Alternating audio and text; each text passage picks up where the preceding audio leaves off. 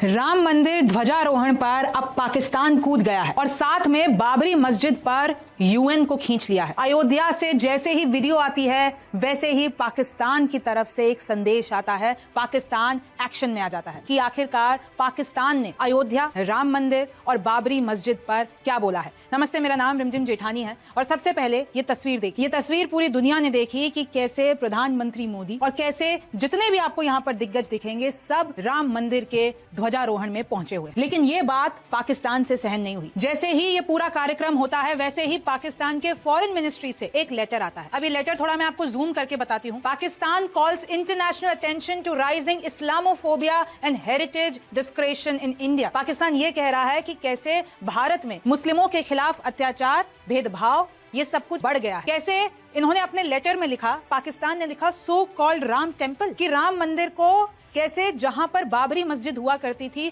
वहां पर अयोध्या में बनाया गया। बाबरी मस्जिद को डिमोलिश किया गया, डिस्ट्रॉय किया गया 6 दिसंबर 1992 में। भीड़ ने किया इसको पूरा डिस्ट्रॉय, लेकिन जो ये एक्सट्रीमिस्ट मॉब्स थी उनको छोड़ दिया। और कैसे जुडिशियल प्रोसेस फॉलो नहीं किया गया, कैसे न्याय नहीं मिला और कैसे मुस्लिमों के खिलाफ भारत में अत्याचार हो रहा है, डिस्क्रिमिनेटरी बिहेवियर हो रहा है। फिर इधर और लंबा लेटर है। आगे पाकिस्तान लिखता है कि रिलीजियस माइनॉरिटीज यानी मुस्लिमों पर प्रेशर बनाया जा रहा है, उन पर अटैक कराए जा रहे हैं, उन लोगों को हिंदुत्व आइडियोलॉजी की तरफ से हेट्रेड मिल रहा है और कैसे मस्जिदों को निशाना बनाया जा रहा है, उनको तोड़ा जा रहा है, पॉलिटिकल मार्जिनालाइजेशन हो रहा है। फिर पाकिस्तान ने ये कहा कि हम इंटरनेशनल कम्युनिटी से कहना चाहेंगे कि आप लोग एक्शन लीजिए। ये जो इस्लामोफोबिया बढ़ रहा है भारत में, उसके खिलाफ एक्शन लीजिए। हेट स्पीच के खिलाफ, हेट मोटिवेटेड अटैक्स जो कि मुस्लिमों पर हो रहे हैं, उनके खिलाफ एक्शन लीजिए। तो पाकिस्तान कहता है यूनाइटेड नेशंस को कि यूनाइटेड नेशन को हम इस्लामिक हेरिटेज जो कि भारत बर्बाद कर रहा है, भारत मुस्लिम विरासत को बर्बाद करने पर तुला हुआ है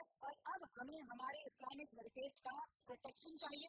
हमारी जो वहाँ पर जो माइनॉरिटीज है, हमारे जो लोग जो वहाँ पर मुसलमान, उनको बचाइए। और फिर पाकिस्तान ने भारतीय सरकार को भी बोला है कि अपनी रिस्पॉन्सिबिलिटीज निभाओ, ये जो मुस्लिमों के साथ हो रहा है वो मत करो, उनके राइट्स को प्रोटेक्ट करो, प्लेसेस ऑफ वर्शिप एक्ट को मानो। और देखिए कैसे इन लोगों ने 25 नवंबर को ये पत्र लिखा। एक तरफ राम मंदिर में मोदी का ध्वजारोहण हो रहा था तो दूसरी तरफ पाकिस्तान एक्शन में आ रहा था, मोदी के ध्वजारोहण पर विरोध जताया, ये कहा कि मुस्लिम विरासत को मिटाने की कोशिश। दोस्तों, भारत ने पाकिस्तान के उस हमले का जवाब दे दिया है जिसमें उसने अयोध्या में प्रधानमंत्री नरेंद्र मोदी द्वारा जो ध्वजारोहण किया गया था उसको उसकी आलोचना की थी और उसको मुस्लिम विरासत जो है, सांस्कृतिक विरासत, उसको खतरा बताया था, अल्पसंख्यकों के लिए खतरा बताया था। बिल्कुल सही है, पाकिस्तान को कम से कम ये नैतिक अधिकार नहीं रह जाता है। लेकिन इसमें एक बड़ा लेकिन छिपा हुआ है और वो ये है कि भारत में जो कुछ हो रहा है उसे केवल पाकिस्तान नहीं पूरी दुनिया देख रही है, उसके मायने निकालने की कोशिश कर रही है। वो ये विश्लेषण कर रही है कि भारत आखिर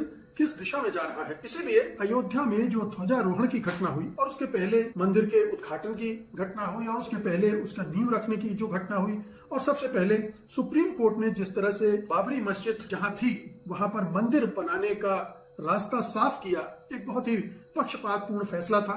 उस पर तमाम न्यायविद सवालिया निशान लगा चुके हैं, उसे क्रिटिसाइज कर चुके हैं कि न्याय की कसौटी पर वो खरा नहीं उतरता है, क्योंकि एक तरफ वो ये कहता है कि वहां पर पहले कोई हिंदू मंदिर था, इसके कोई प्रमाण नहीं मिलते हैं, और उन्होंने बाबरी मस्जिद को गिराए जाने को एक क्रिमिनल एक्ट भी बताया था।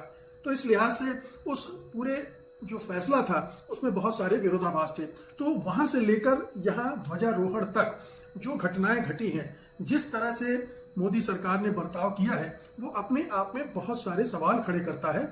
और बल्कि बहुत सारे लोग तो ये कह रहे हैं कि ये ध्वजारोहण तो दरअसल हिंदू राष्ट्र की घोषणा है। इसमें भगवा ध्वज फहराया गया, जो कि चूंकि संघ परिवार को तिरंगा से कोई प्रेम नहीं था, बल्कि तिरंगा से तो वो नफरत करती थी, तिरंगे को की मुखालफत करता था और पूरा जो परिवार है वो इसके पक्ष में नहीं था। और उसकी जो अंतिम महत्वाकांक्षा है वो यही है कि भारत देश का जो झंडा हो वो भगवा ध्वज हो और तिरंगा को हटा दिया जाए। वो कब वो दुखद और दुर्भाग्यपूर्ण घड़ी आएगी या नहीं, कभी आएगी, तो उस समय भारत किस तरह का होगा, ये एक दूसरा सवाल है। लेकिन उस घटना ने एक मैसेज उसमें छिपा था। बेशक मोदी सरकार, बीजेपी, संघ परिवार वो मैसेज अपने वोटर्स को देना चाहता था, हिंदू मतदाताओं को लुभाने के लिए देना चाहता था, उनको दे रहा था कि देखिए अब हिंदू राष्ट्र की स्थापना हो रही है। उस दिशा में ये शब्द इस्तेमाल नहीं किए गए, लेकिन ये मैसेज था कि भारत कैसे धीरे धीरे एक हिंदू राष्ट्र की शक्ल ले रहा है। हिंदू जो सांस्कृतिक विरासत है वो पूरे देश पर पूरे संविधान पर, पूरे लोकतंत्र पर,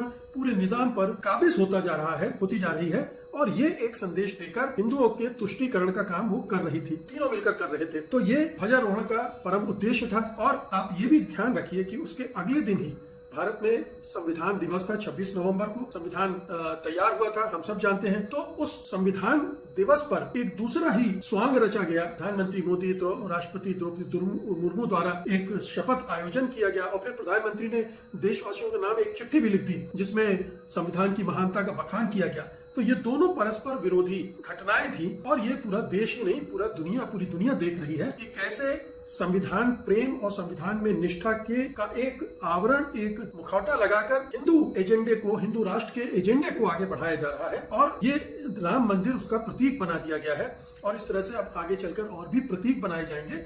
और हम सब जानते हैं कि प्रधानमंत्री मोदी हो, गृह मंत्री अमित शाह हो या उनका पूरा मंत्रिमंडल हो, बीजेपी हो, संघ परिवार हो, किस तरह से एक मुस्लिम विरोध से प्रेरित होकर किस तरह की चीजें कर रहे हैं, बोल रहे हैं। उन्होंने संवैधानिक संस्थाओं को कितना कमजोर कर दिया है, उनका भगवाकरण किस तरह से, कितनी तेजी से किया गया है, चाहे वो एकेडमिया का हो, चाहे दूसरी संवैधानिक संस्थाओं का हो। और चुनाव आयोग का जो भगवाकरण हुआ है, या यूं कहें कि उसका हरण करके जिस तरह से हिंदू राष्ट्र के लिए छल कपट प्रपंच धांधली की व्यवस्था कायम की गई है, वो अपने आप में पूरी कहानी कह देता है कि मोदी सरकार देश को किस राह में ले जा रही है। ऐसे में जब पाकिस्तान कहता है कि ये धर्म ध्वजा फहराने की जो घटना हुई है, दरअसल मुस्लिम सांस्कृतिक और धार्मिक विरासत को खत्म करने की कोशिश की जा रही है, तो इसमें अनुचित नहीं है।